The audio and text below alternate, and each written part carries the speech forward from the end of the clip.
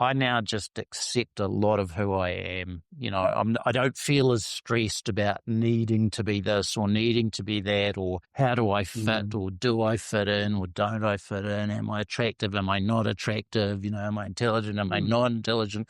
Do I believe this? Do I believe that? It's no, I'm just me. I'm just this, this mashup of all these life experiences. Some of them are terrible and awful, and I wouldn't repeat them, and others are really good. And I've learned from all of them, and I just kind of accept this is just me now. This is who I am. Yeah, and that takes a lot of stress. I think that's so beautiful because you're saying, like you initially you feel there's so many parts of you, which one is you, but then you realize that they all are you.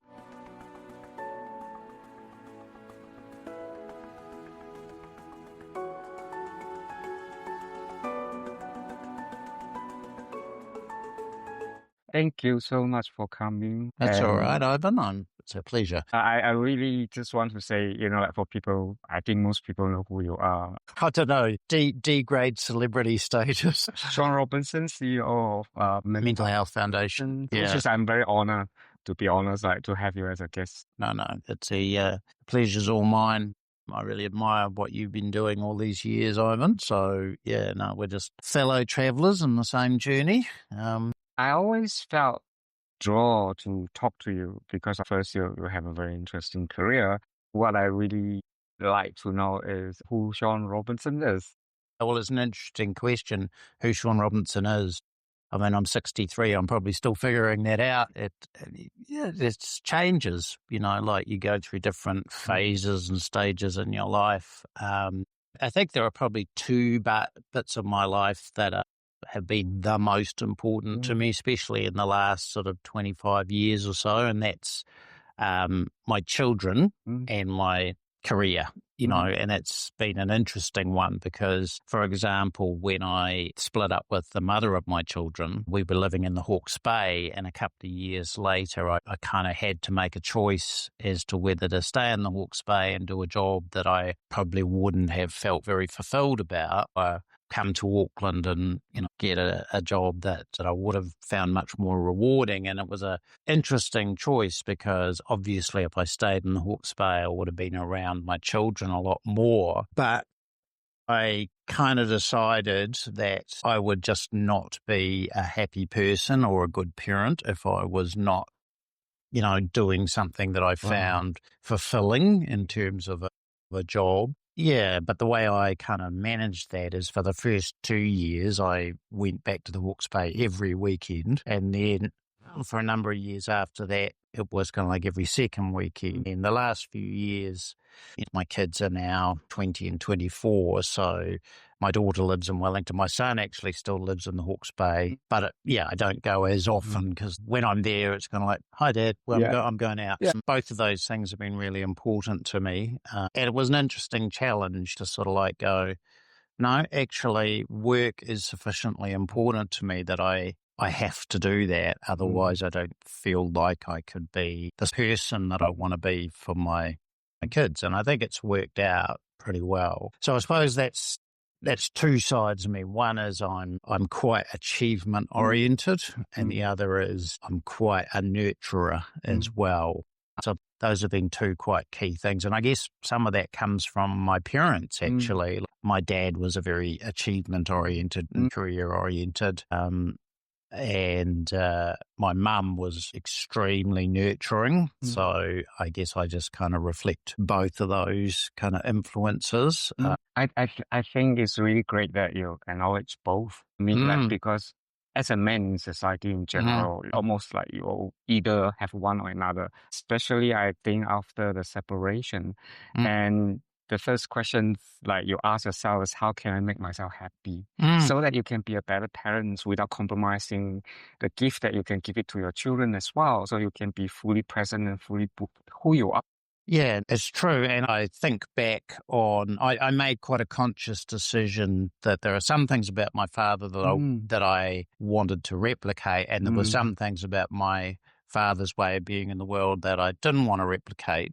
Same with my mother too. But yeah, I definitely didn't want to just be that father that was all about work and all of those things. So, and I think I get a huge amount of joy out of my children. I get a huge amount of joy out of all kinds of relationships, but especially my children, where sort of loving them and nurturing them and supporting them is actually very good for me too, as a human being. You know, there's heaps of the 5 ways to well-being in that. Yes, you know, there's right. connecting with them, there's giving to them, there's being there. You know, it's nothing like kids to sort of be there in the moment, really, especially when they're young. I learn from them, you know, I learn from my children all the time, really. My son's a very science-oriented guy, and that's not my kind of field, but I really enjoy talking to him because I learn stuff from him, and he learns stuff from me, you know. And then my daughter she's very creative and artistic. And I mean, I learn about young people's world by being with them, all of those things. I want to say, though, it sounds easier at the time, like, oh, I just do something I like, and then, you know, that must be a lot of sacrifice first, and also commit. But certainly it is made for a somewhat complicated life, because I've sort of had my life in 2 places, in Auckland and in the Hawke's Bay, and it's interesting. And that, again, that has been a commitment. It's taken quite a lot of energy. I've been lucky that I've been able to do it. You know, I've been lucky that I've been able to have jobs that paid well enough that I could do that. But yeah, it has taken time, energy, money. And at different times it's felt like a pain, a burden, but most of the time it's actually been really positive and the best of both worlds. I think in the beginning, most of my life was in the Hawke's Bay with my kids and my family there. And then because I've been doing this now for 15 years, so now most of my life is in Auckland. And it's really only the time I spend with my children in the Hawke's Bay that is the only strong connection I have there. So that shifted over the 15 years. And I mean, they're not children anymore. They're young people and they've got their own lives. And it's that interesting thing where they still want and need quite a lot of support. Yes. They like to be able to talk things over. Yes. They like some guidance. I'm still supporting my daughter financially while she studies, all of those kinds of things. But equally, they're pretty independent and they like to be independent as well. So, yeah, it's all stages, really, stages of my development and their development. So, yeah, my children are definitely a big part of who I am, for sure. So the career, which is you talk about, like, you know, finding something that, you know, you feel fulfilling and also with a purpose, it sounds like. Yeah, totally. I've been lucky enough to do quite a few things in my life, but all kind of relate around a theme, really, of trying to do something positive for the community. I've been a youth worker, sort of community worker, and sort of gravitated into kind of being a manager or coordinator or leader in services, and then gravitated into kind of peak body type stuff, sort of like networks of services, and being the kind of link between services and government. So in a way, I guess, being a lobbyist or commentator on what's going on in government. And then from that, I spent some time working in Helen Clark's office back in the 1990s as a policy advisor, which was really interesting. I was kind of thinking, oh, maybe I want to be a politician. And then within about 2 days, I thought, no, never. And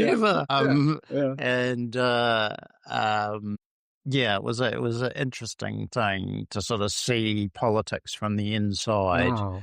I like to joke that, you know, with the support of my friends in long-term therapy, I've got over it.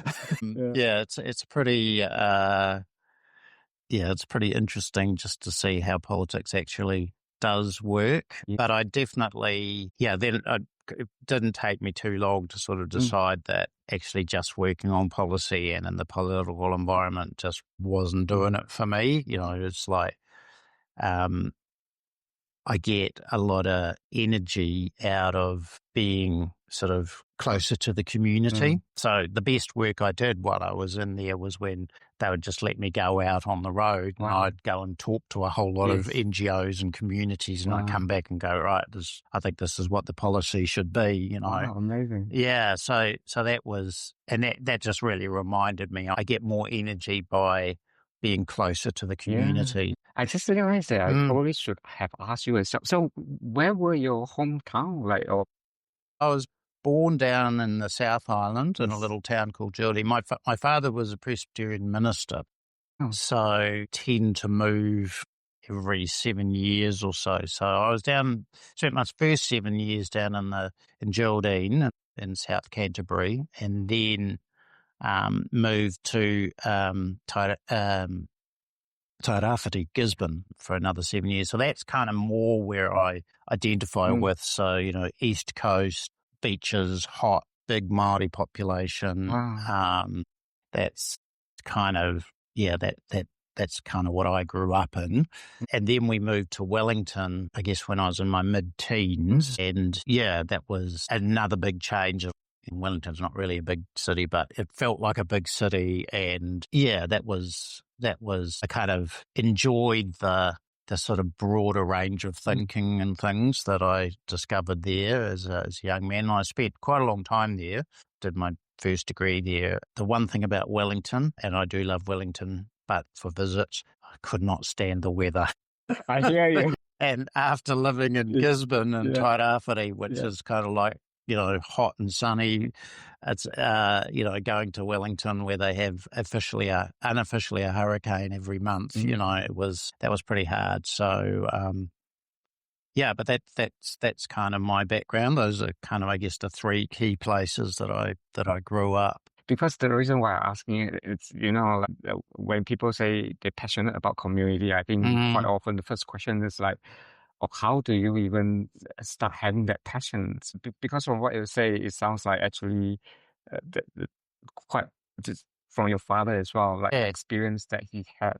No, a lot of it came from my family. Like my family were Christian, and there was a strong sort of Christian social justice stream to my parents' kind of view. I mean, they were quite socially conservative in some areas, but they were quite, they were quite social justice oriented. And my mum came from a working class sort of background, and my dad was middle class.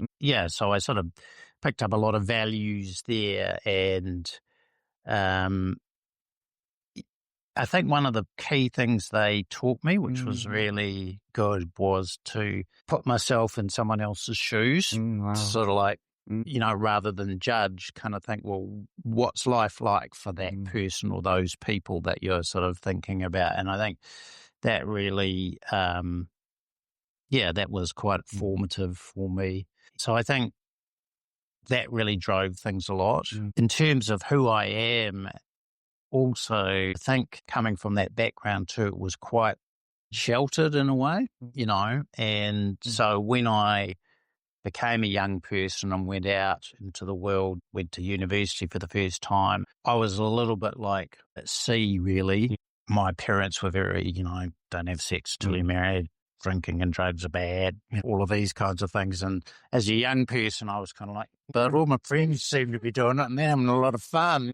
That's the reality during that time, especially when you have a father who's a minister. It's not just about what they say. Also, you have to think about if something goes wrong and then your father. Oh, yeah, no, totally. Yeah. So, I kind of flipped when I got to university and sort of rebelled quite heavily. I didn't feel very confident. And I think that was the early stages, like a lot of people. I think I started to really identify my own mental health challenges around that time. I started to experience some quite bad depression, you know, in my late teens and early 20s. Started to have real trouble with sleep. That was, that was one of the kind of symptoms that I faced. And I think, you know, I've been pondering, you know, so I've got a bipolar diagnosis, which I didn't really get that till I was in my late 30s. So went for a long time sort of not really understanding what was going on. It's not even talking about at the time. No one really talked about mental health at all. But looking back now, you know, I often wonder whether the stress that I put on myself of, I guess, just trying to figure out, you know, sort of like the Christian values from my family, with the values of the 70s in New Zealand, which were pretty kind of, you know, youth culture and a lot of, which I found, a lot of that I found really attractive. So I think there was a tension there between the values of my family and the kind of the things that were going on around me and my peers, you know, who kind of sometimes looked at me like, what's going on? Why aren't you smoking dope and having sex? Live a little bit. Yeah, live a little bit, you know, and then also even the social justice stuff, there was quite a lot of, I was quite intense, I think, you know, and I ended up in Australia. Yeah, I went traveling after I did my first degree, and that was an interesting time too, because I was going to go to Europe like every other Kiwi doing their OE, but I got talked into sort of going through Southeast Asia and up through India, and I actually never made it to Europe because I found that such an amazing experience, and I spent all my money traveling through Southeast Asia and India, and got as far north as Nepal. Wow. And that was a really formative thing for me, because it was the first time I'd ever been in, because, you know, New Zealand is basically a Western culture. I'd had some glimpses of Te Ao Māori, you know, through some of my experiences when I grew up in Gisborne, but I didn't really fully understand it, you know.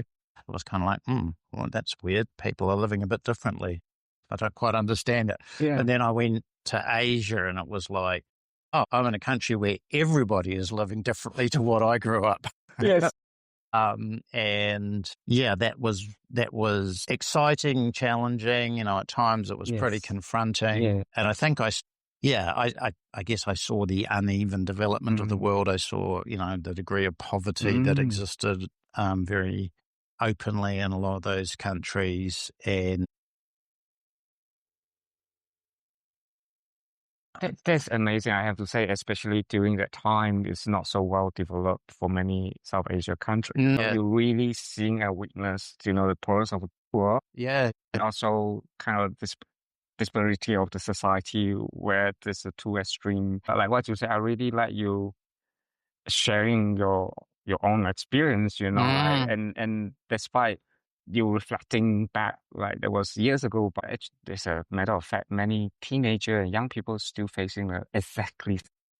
Totally. Figuring out who you are, what your values are, what you're possibly going to do in the world. I mean, when I finished my first degree, people were going, you know, I studied English literature because it was my favorite subject at school, you know, and people go, oh, what are you going to do with that? What job are you going to get? And that was the last thing on my mind. I wasn't thinking about a job. I was going to university because that was expected of me. So once I'd done that, my parents would be off my back, and then I could decide what I was going to do with my life. And the main thing I wanted to do was go overseas and travel, because I'd had a whole bunch of cousins who were a lot older than me, and they'd always been somewhere exotic in the world when I was growing up. So yeah, I just worked for 6 months in a bar and then took off.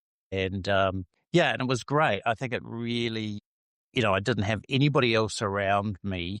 Like, I went on my own, and so it was kind of like me and the world, and I just had to figure myself out and figure the world out, and it was bloody hard. I mean, I think that was another really stressful situation, and there's no Google Map, there's no apps that you can There's nothing as such. Like no, there was no internet when I did it. No internet. You were sending postcards home. That was it. Yeah. And looking for a letter at post restant. And I remember when I finally finished traveling through Southeast Asia, I dropped down into Australia, into Darwin, and I didn't even know very much about Australia. A lot of Kiwis didn't really. We knew Sydney, and that was about it.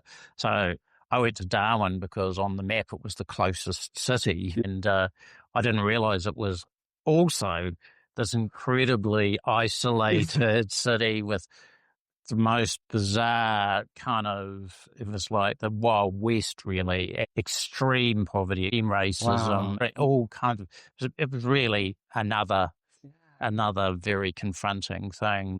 But I do remember quite hilariously, I arrived there and I was staying in a boarding house. And the very first night I was there, I watched television. It was the first time I'd watched television for about 6 months.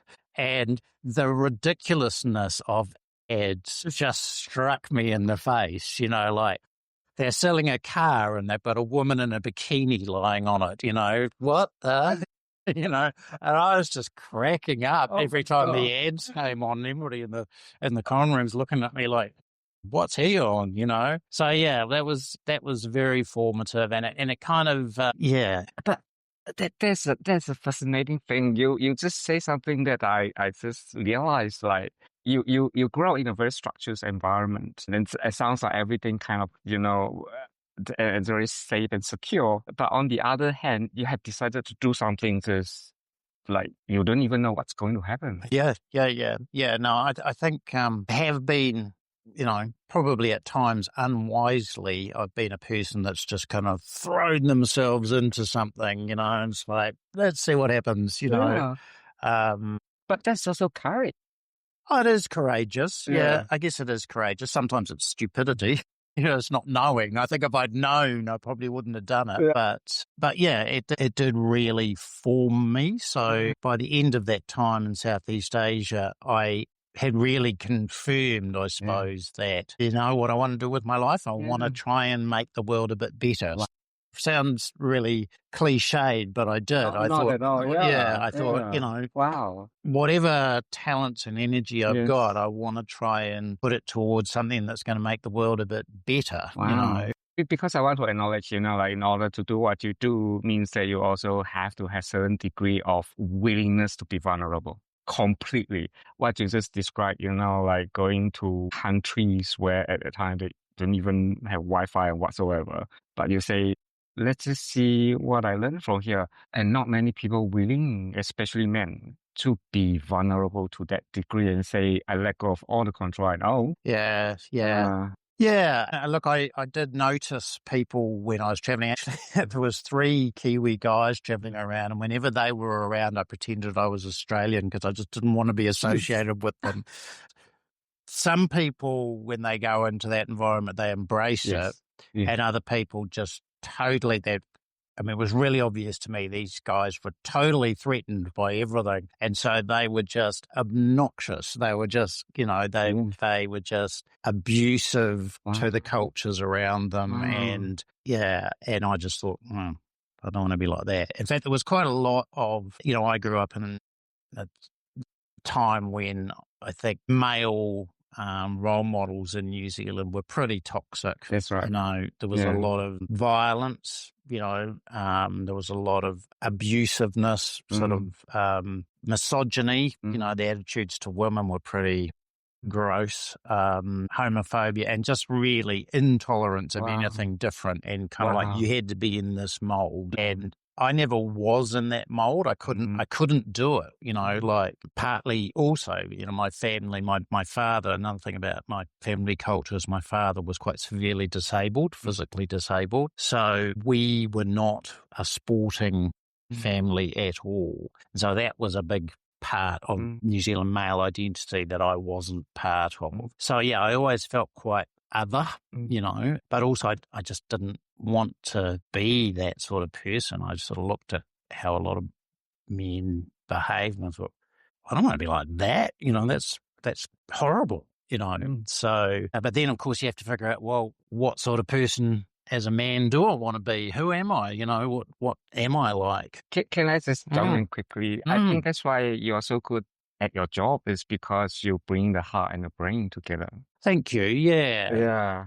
Because you do understand that human elements of challenges, but yet you still have that policy oversight and bring that both together is the hardest thing, actually. Thank you. Yeah. No. Well, like I like to. There's still the achievement junkie part of me. I like to see things happen. But I hopefully I do still come back to thinking about what it's like for other people. I saw you talking about policy because you always bring both balances. Because it's quite hard to, so it's like leaning either too much of a policy or then too much of the community. So sometimes then you kind of have to bring both to have the balance. It's a form of art, honestly. Yeah, I guess it's, you're always weaving our way through. I think in some of that too,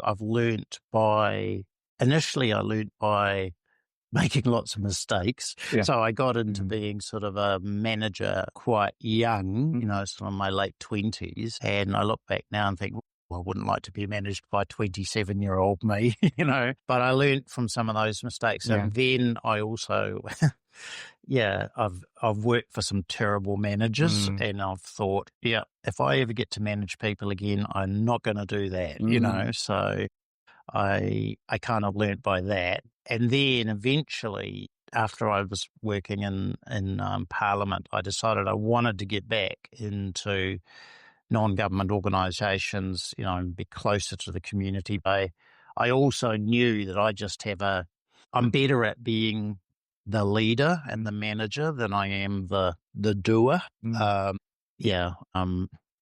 so I decided that, so I tried to get more senior roles in NGOs and I think back then, which was, 30 years ago, maybe, if you were seen as a policy person only, then you were seen as a policy person, Exactly. So I found it really hard to get the roles I wanted. Eventually, I went and did an MBA, which initially I kind of thought, I'm only doing this to get the 3 letters after my name so I can get the job I want, But actually, I got into it and I really enjoyed it. Wow, and I found it a really really interesting intellectual challenge. I liked the thinking. I liked the tools that they taught me. So I think I've sort of brought all of that together, and then of course with the Mental Health Foundation, it also marries up with my own bipolar and my experience of bipolar. So hopefully, that's a reasonably good combination. I think also bring people hope as well. I mean, a lot of people who, even though the stigma is lesser, but I mean, the challenge, even when I reflect back when I was working at Mental Health Foundations, the Like Minds, Like My campaign, equally there was these perceptions about when people being diagnosed, how do they have such a high, demanding job? That's always, and with someone like yourself, having a knowledge that just give people hope. Honestly, that's what I see and how I see it as well. Thank you. Yeah, I think I've had that sort of feedback from a range of people. And it's interesting because I think my biggest fear around having bipolar, because eventually I I gravitated into being chief executive of NGOs. So I've done that probably about 4 or 5 times now. And my biggest fear once I knew that I had bipolar was that the stigma around that was going to undermine people's confidence in me. Yeah. And it was a real issue at the time. Oh, yeah. Well, even can be now, I agree. I think we've come a long way on stigma, but there's a hell of a long way to go. And even when I got the job as the chief executive of the Mental Health Foundation, I hadn't told the board that I had bipolar. I said I have my own challenges with my mental health. And then I was not 100% confident that if I said I have bipolar, that they would give me the job. So once I had the job, I was kind of sitting down having a coffee with the chair, and I said, well, look, I need to tell you fully what my own mental health issues are. And told him I had bipolar, and I said, well, I hope that's not going to be a problem. And he said, if that was going to be a problem, I think we'd have bigger problems. Oh, that's beautiful. Yeah. I'm so pleased to hear it because I know your concern is genuine. Oh, yeah, totally. Still now, a lot of people still... Yeah. Yeah. I've had some horrible reactions from people who should know a lot better, basically. But, and look, it is part of me, like I sometimes have to challenge myself and, I can't pretend that my bipolar is not part of me as the chief executive of the Mental Health Foundation. There are times I get really excited about things, and probably get a little bit hypermanic about what we can do, I still go through times of being depressed, probably 2 or 3 times a year.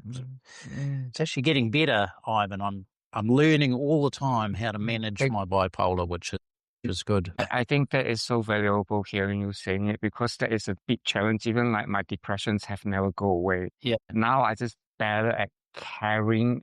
Yes, absolutely. It have never gone away. It's almost like sleeping with me all the time. Yeah. So I absolutely get what you say. Yeah. Well, I mean, I think one of the reasons I love my job at the Mental Health Foundation is I absolutely believe in what we're promoting and what we're preaching because I apply it to myself all the time. Yeah. And I know that it works, Yes. I also know, so that's, the behavior stuff, the sort of lifestyle stuff that I have to apply, the attitude stuff.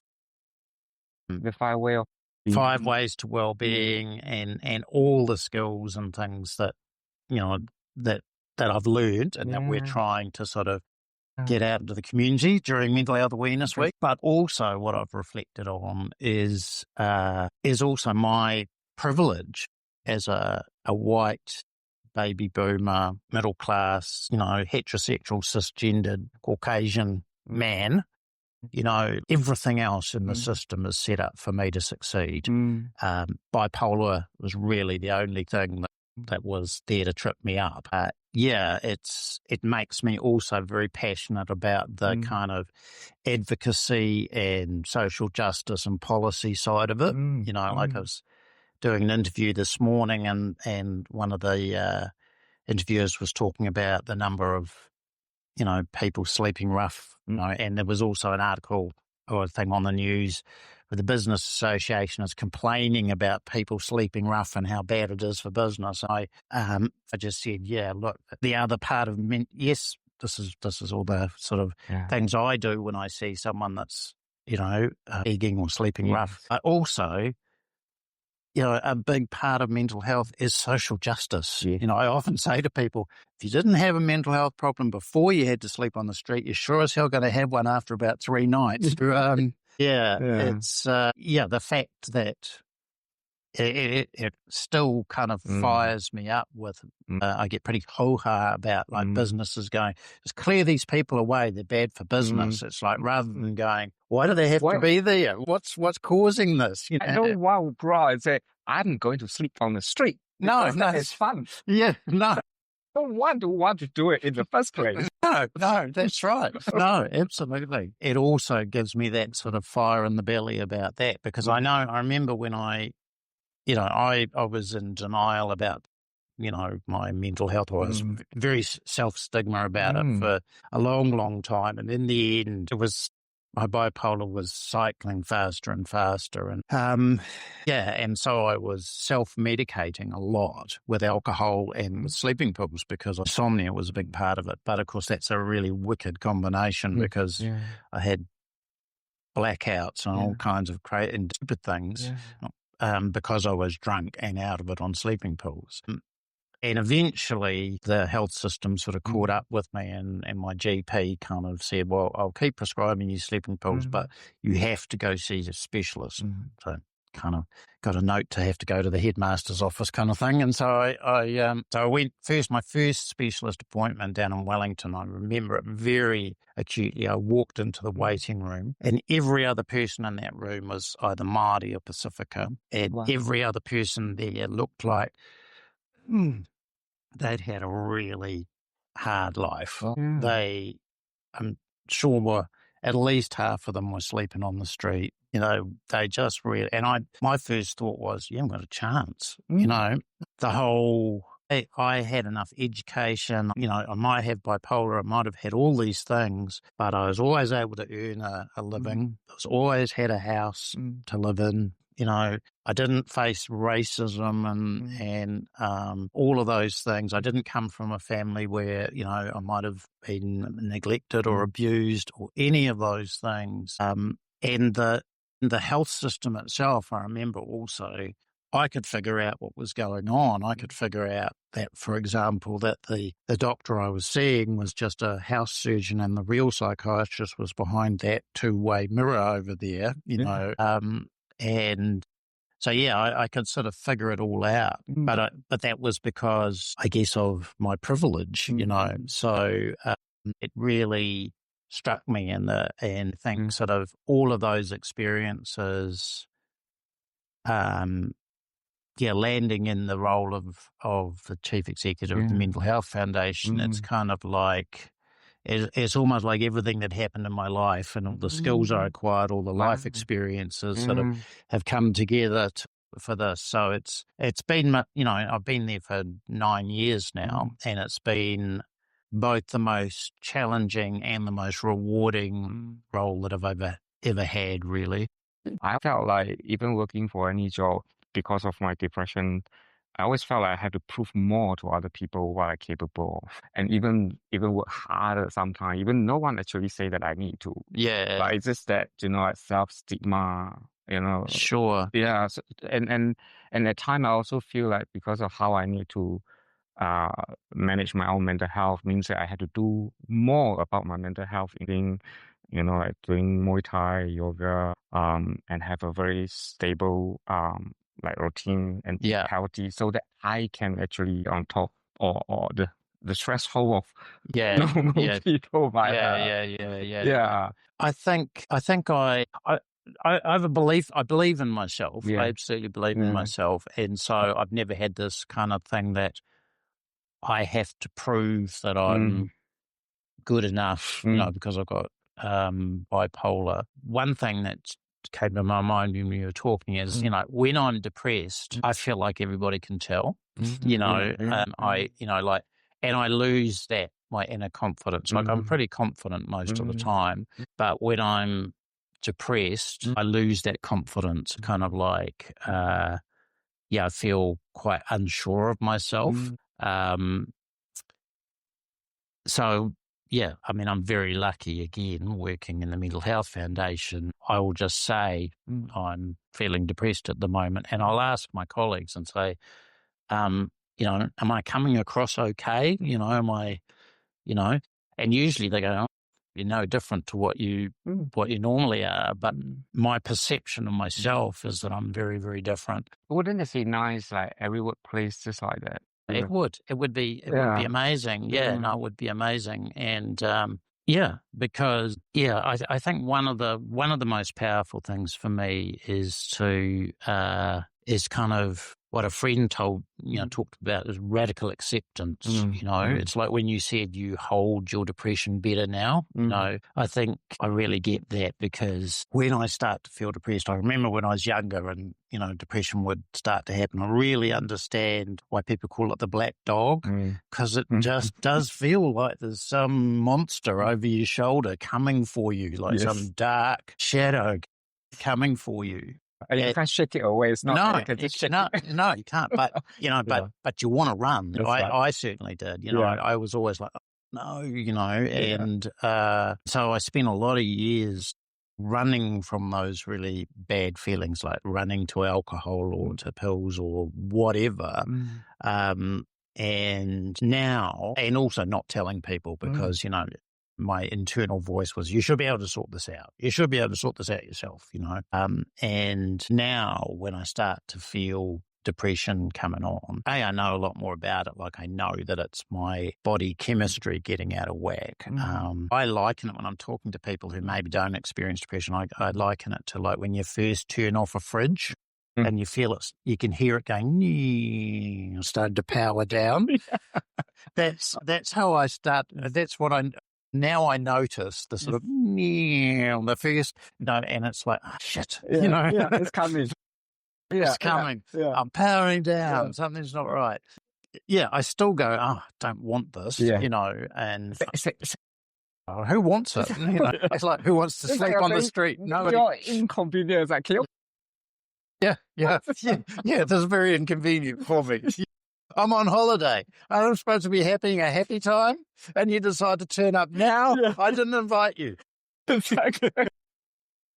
But yeah, now I sort of go, oh, well, I almost literally go, hello, depression, and it's like, been here before, I know what to do. And, I know also that you're going to last, 5 to 10 days. The best thing I can do is just accept that and double down on the things that I know will sort of help to keep me healthy or restore my health. And so I make sure I've been taking my medication properly. I really make sure that I'm, eating healthily. I try to make sure I'm sleeping and then I also do the things like, make sure I have some social contact every day, even if I don't, and it's not about whether I feel like it or not. Sometimes it's the last thing I want to do, and make sure I go for a walk, make sure I spend some time. I can remember doing some gardening and I was deadheading the lavenders and I was thinking, man, I feel stink. I really feel terrible, but I know this is good for me. And just do all those things. And then over a period of, like I say, 5 to 10 days, it's like the power outage is over. And then, at a certain point, I can sort of feel it go, and it's body chemistry just sort of coming back into balance. Honestly, thank you so much for being so honest, because I can so resonate to what you say. Like, I wake up at 4 o'clock, still I go to yoga at 6 o'clock. Yeah. Do I want to wake up at 4? No. Yeah. Do I want to, have a late night? Yes. Yeah. But because I know it do good for my mental health. Yeah. That's why I do it. Sometimes I felt like, because you have that awareness means that you know even how important it is to do it and make sure that. Well, it's a very big incentive because being depressed. So like, I barely drink alcohol now.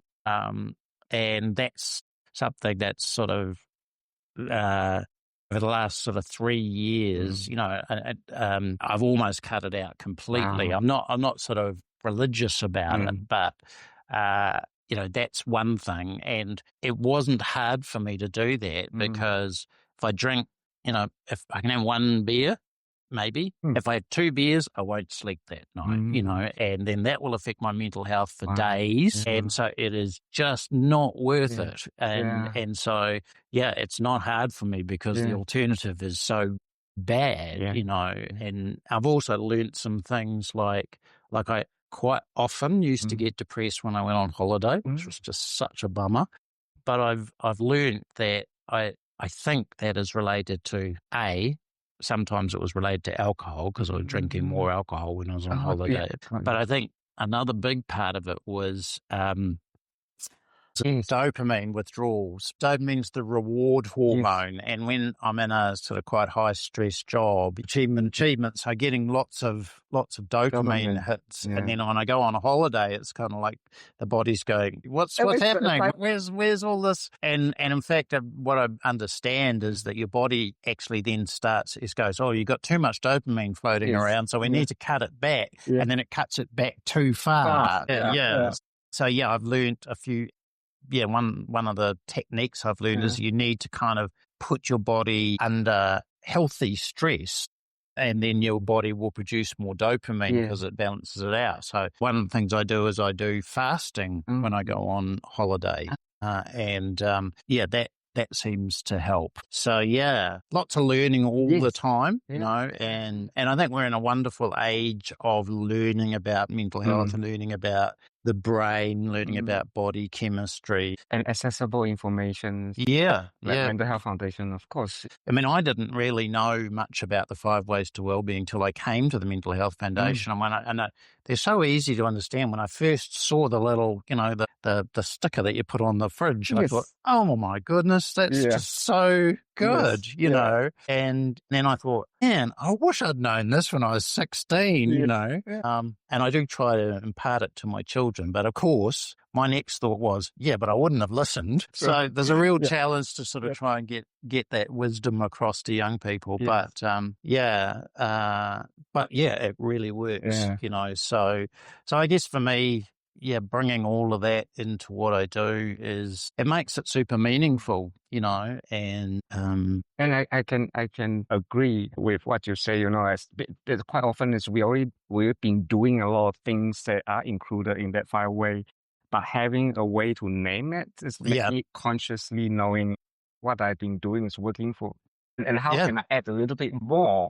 I'm missing something here. And that naming itself is so powerful, and that's why it has been running so successfully so many.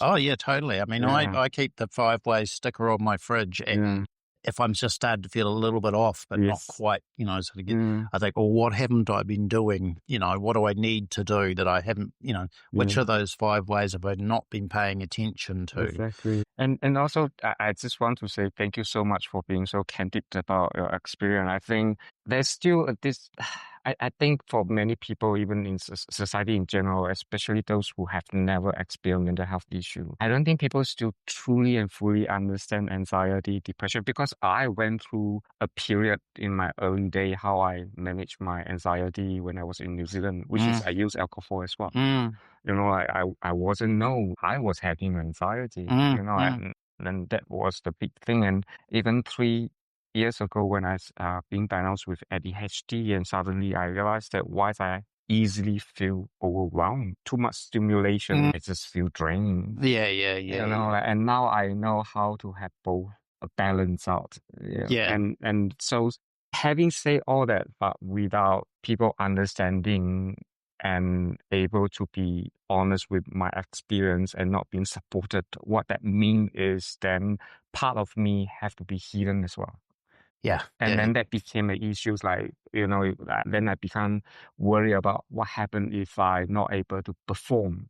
Or functions. And I just had to hide everything away. No, I mean, look, I talk about having bipolar on national television. I was on breakfast television. I said it again this morning, but there's still situations and settings where, not that I hide it, but I'm not going to talk about it a lot because a lot of people still, my own theory about why people get, discriminate against people or have a lot of stigma around mental health or make stupid jokes around it or whatever silly things they do is actually that everybody does have mental health and everybody has times when they're challenged around their mental health and it scares the crap out of people to hear of someone who's got ongoing issues because they think, is that me? Is that really what's going on for me? My goodness, people are terrified of their own mental health, both, particularly of the notion that, because everybody has difficult thoughts and feelings, and people are really scared of what does that mean. And if they meet people like you and me who go, well, I've got an illness, it's like, shit, I might have an illness as well, So it's one way of dealing with that is to push it away and say, no, it's other people. It's you're different and something wrong with you, and it's not me. It's, it's other people. So, so no, I hear what you're saying. I mean, I do find in my work, because I have to make difficult decisions, like I've had to make, unfortunately, I've had to make people redundant at different times, or say, we're not going to do that. I don't, I know you want to do it, but that's not a choice this organization is going to make. We're going to do something different. And, you're not always as a leader making decisions that are popular, or that everybody likes. And that's the toughest things being the leader, isn't it? It is. Yeah. But it's also my biggest worry is that then, well, it's not my biggest worry, but I suppose, to be honest, I've never had it happen at a mental health foundation, which is really good, but that people will go, oh, he's only making that decision because he's not well, or, that's not a wise decision because he's, not well. And if I'm honest with you, Ivan, there are times when I ask myself that question. I kind of, as I said earlier, like I can't say that having bipolar doesn't influence me as a leader, and I think there have been times when because yes, I get depressed. I also have times, not when I'm hypermanic anymore, but I can notice there are times when I get very enthusiastic about stuff, and I have to question myself sometimes and go, okay, are you thinking that through properly, or is this a part of your bipolar enthusiasm, But so I ask myself those questions, but I'm also kind of, and I actually think it's good if people do ask me those, but there's a way of asking that is genuine and uplifting and is just genuinely questioning and testing. And there's a way of asking that is undermining and putting you down and kind of diminishing me as a person, And I'm lucky that I don't think that's happened very often. I did have one story which would stay with me forever, which is, of course, in my role, I sometimes go into the media and, have to,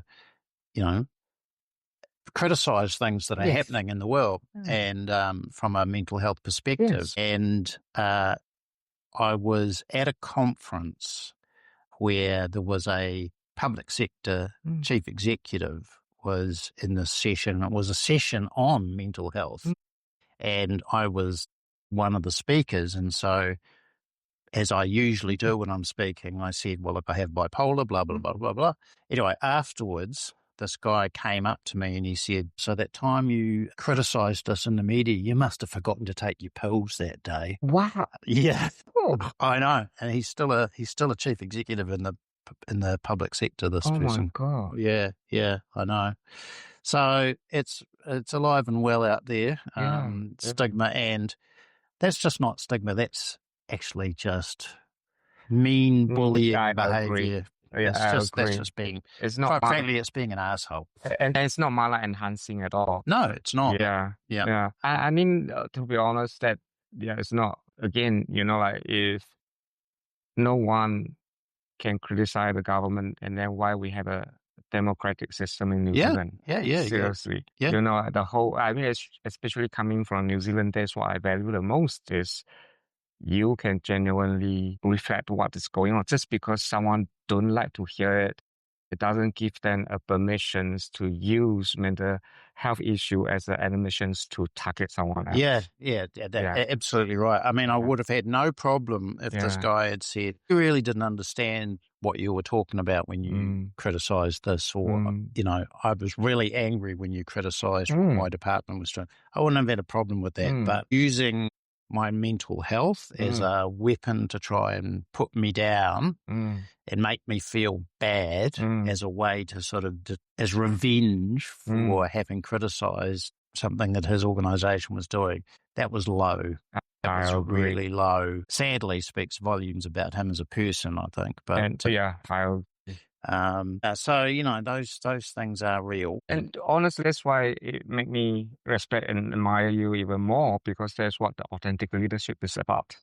Yeah. Like showing up in the world inside out and walking your talk, even though someone might face a lot of challenges. It's never easy, to be honest. Like I don't want people to think just because someone is CEO or whatever means that they don't have feelings. They're still human beings. We all still go to bed at night. Yeah, You yeah. know, like want to love the people that we love. But quite often when people are in a higher positions, you know, like just because of environment, it doesn't mean that that person then immune from any challenge. Oh, yeah, no, absolutely. No, Yeah. I mean, I was in classic victim response straight away. Like I should have said, that's a really, really disgusting thing to say, but I was so shocked. Yeah. I just kind of said nothing, you know. And I eventually did confront him about it about 6 months later because it just kind of ate away at me. But he just tried to slip and slide out of it, and I thought, I'm not going to bother. I think one of the things I was thinking, because, you know, your podcast described as authentic leadership, and so I was thinking, well, what does that mean, you know, as I was thinking about coming here. And I think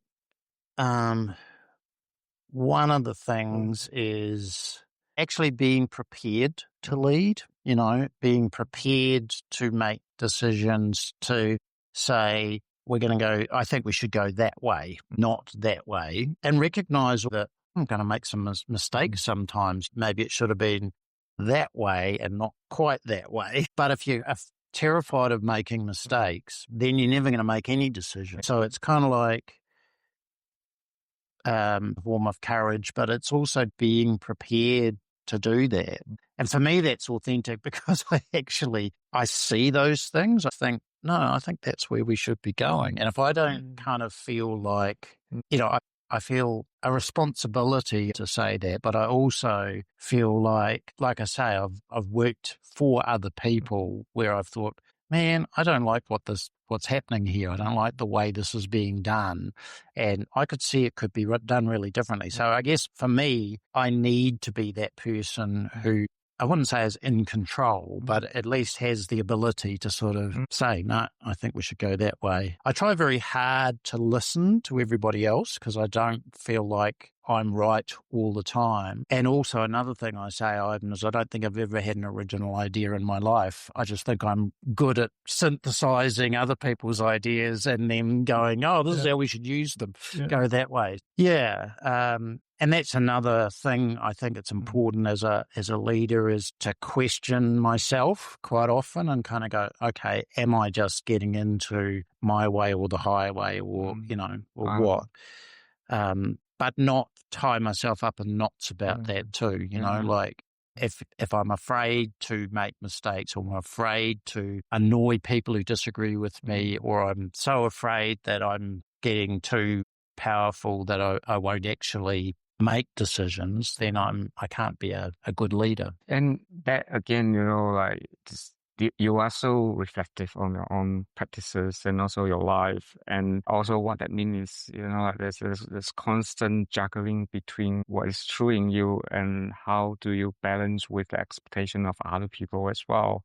And all that is not as simple as my thoughts. No, it's not. No, you're right. And I do think self-reflection is probably one of the most important things in a leader, or in any person, actually. I think the ability to reflect on yourself and see yourself as honestly as you can, super important. I mean, if you're a leader, you're given power. I have more ability to make decisions than other people at the Mental Health Foundation. So I have that power.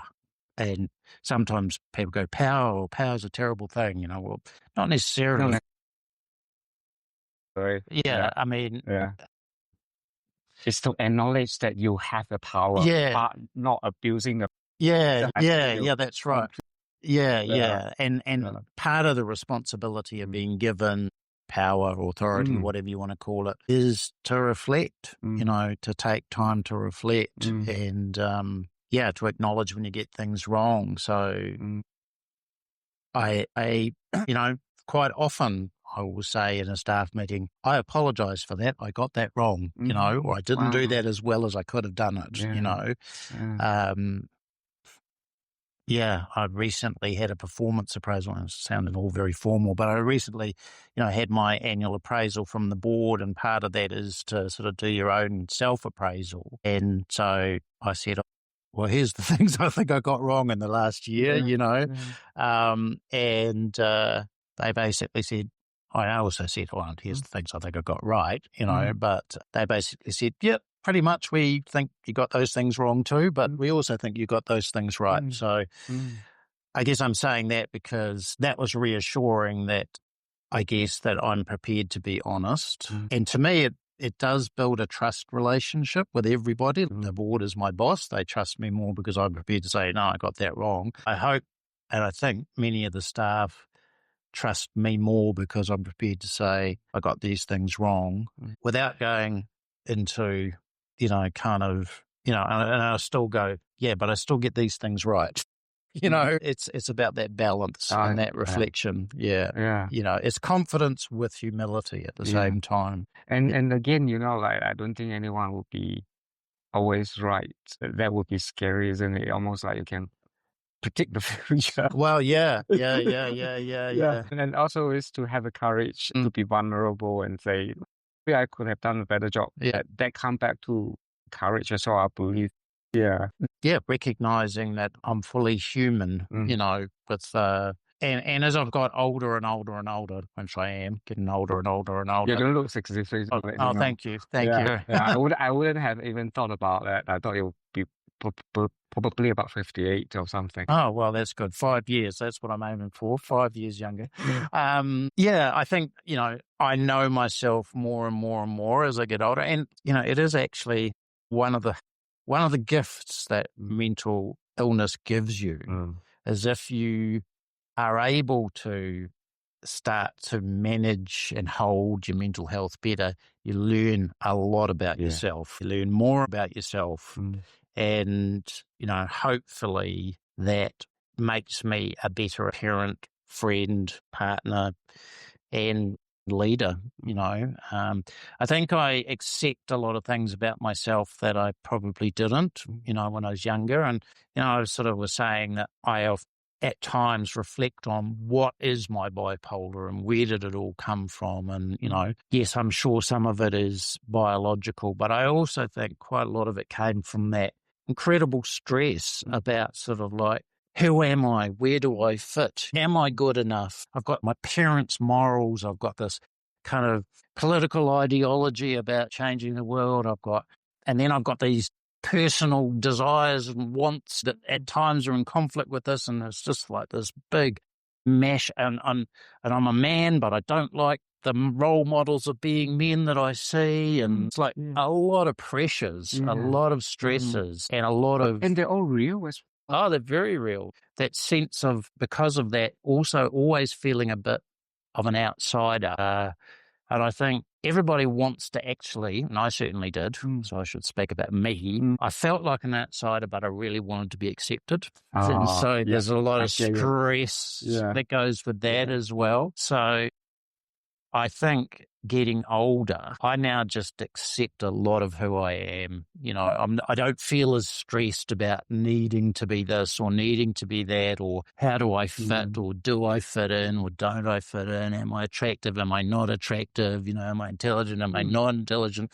Do I believe this? Do I believe that? No, I'm just me. I'm just this, this mashup of all these life experiences. Some of them are terrible and awful, and I wouldn't repeat them, and others are really good, and I've learned from all of them, and I just kind of accept this is just me now. This is who I am. Yeah, and that takes a lot of stress. I think that's so beautiful because you're saying, like you initially you feel there's so many parts of you, which one is you, but then you realize that they all are you. And I look at my children, and that's what I wish for them. That as they go along their life, and sooner than me, hopefully. I hope they get there earlier than I have in my life, that they can just kind of accept and love themselves, which I think they do, but even more, I think as young people, there's so many questions, so many challenges, and so much uncertainty about themselves and about their future. And I just really wish for everybody that they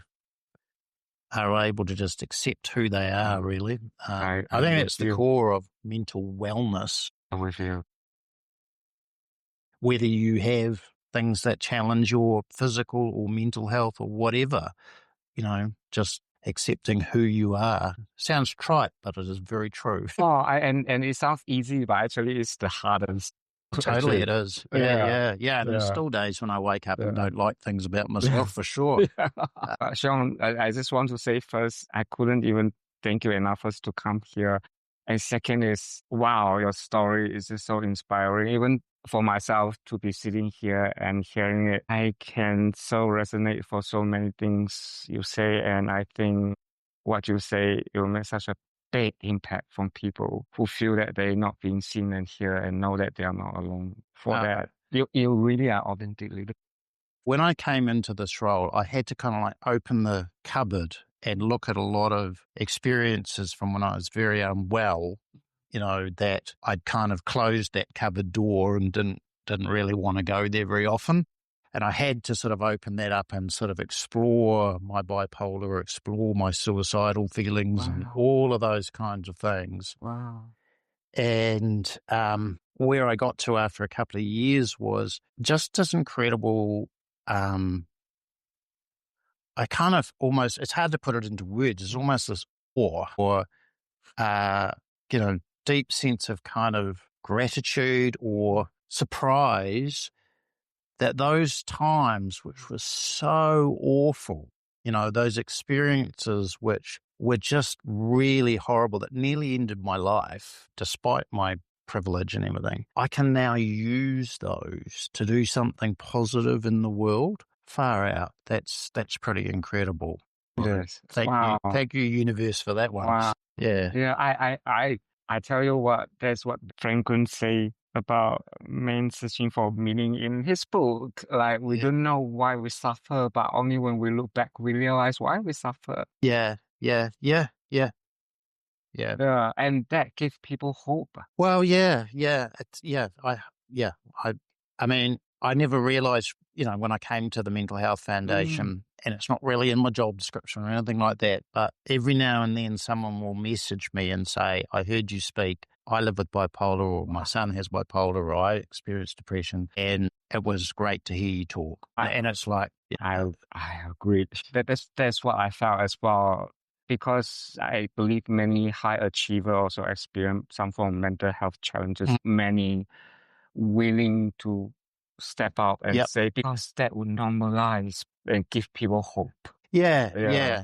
No, well, as I say, it's a great thing. It's a lovely thing that comes back to me. So that's all part of the cosmic gift of it all. And look, same to you, Ivan. I really admire what you're doing.